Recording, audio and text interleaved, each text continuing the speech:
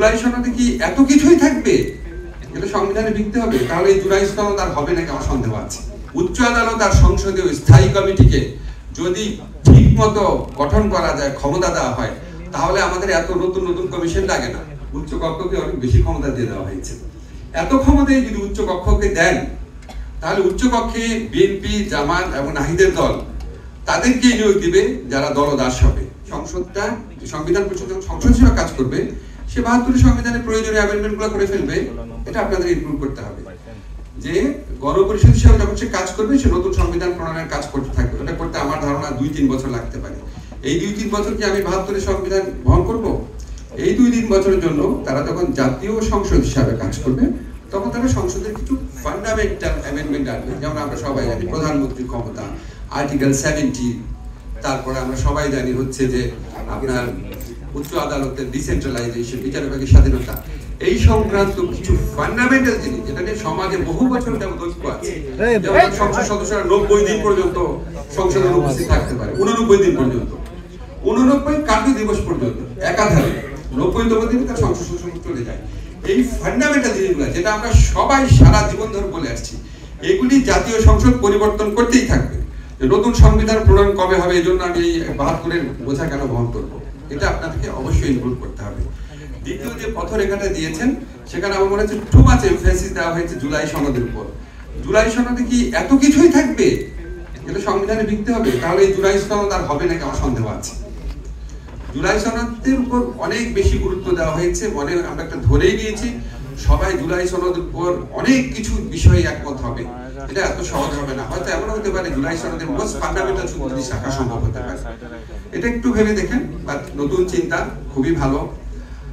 আচ্ছা, আরেকটা জিনিস আমি বলি যে যে কন্টেন্ট নিয়ে যেগুলি বলা হয়েছে, সেখানে আমার কাছে মনে হয়েছে ফ্র্যাঙ্কলি স্পিকিং উচ্চ কক্ষকে অনেক বেশি ক্ষমতা দিয়ে দেওয়া হয়েছে। এত ক্ষমতায় যদি উচ্চ কক্ষকে দেন, তাহলে উচ্চ কক্ষে বিএনপি, জামাত এবং নাহিদের দল তাদেরকে নিয়োগ দিবে যারা দলদাস হবে। উচ্চ কক্ষই যদি এত ক্ষমতাশালী হয়, বাংলাদেশের বর্তমান সংবিধানে একটা মাত্র ব্যক্তিকে স্বাধীনভাবে নিয়োগ করা যায়, হচ্ছে চিফ জাস্টিস। রাষ্ট্রপতি স্বাধীনভাবে নিয়োগ করতে পারে এবং বাংলাদেশের সংবিধানে চিফ জাস্টিসের অসীম ক্ষমতা। আপনারা শুধু প্রধানমন্ত্রী ক্ষমতা দেখেন, বাংলাদেশের সংবিধান অনুযায়ী সবচেয়ে দ্বিতীয় ক্ষমতাধর ব্যক্তি হচ্ছে চিফ জাস্টিস। চিফ জাস্টিসরা কি করতে পারে ইতিহাস তো আপনাদের মনে আছে। যাই হোক, একজন চিফ জাস্টিসের কারণে আমাদের জুলাই গণ অভ্যুত্থান হয়েছে, ওনার আবার অন্যরকম ভাবে কন্ট্রিবিউশন আছে। তা আমি যে জিনিসটা বলতে চাচ্ছি, চিফ জাস্টিসের যে ক্ষমতা, এই চিফ জাস্টিসের ক্ষমতা আপনার অসীম। এখানে আপনার নতুন নতুন অনেক কমিশনের প্রস্তাব করা হয়েছে। এখানে আমাদের এখানে তো অলরেডি অনেক কমিশন আছে। আমার সবসময় যে জিনিসটা বিশ্বাস করি কি, আমরা যখন যে কোনো সংস্কার ভাবনাতে যাই, আমরা সবসময় নতুন নতুন কমিশন করতে হবে করি। আপনি খেয়াল করে দেখেন, আমরা ছোটবেলা থেকে বলেছি সরকারের 3টা অর্গান থাকবে, একটা হচ্ছে এক্সিকিউটিভ, একটা হচ্ছে জুডিশিয়ারি, একটা হচ্ছে সংসদ।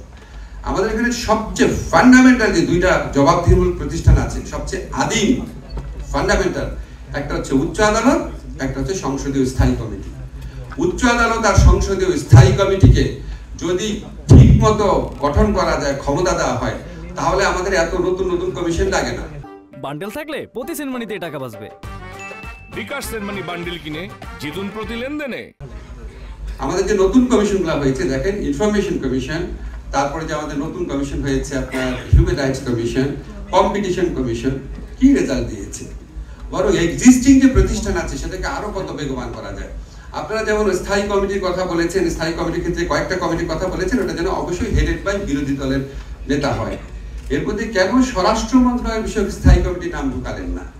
স্বরাষ্ট্র মন্ত্রণালয় বিষয়ক স্থায়ী কমিটি, আইন মন্ত্রণালয় বিষয়ক স্থায়ী কমিটি, অর্থ মন্ত্রণালয় বিষয়ক স্থায়ী কমিটি, শুধু এই 3টা স্থায়ী কমিটি যদি নিয়ম করে দেন, সভাপতি অবশ্যই বিরোধী দলের একজন হবে।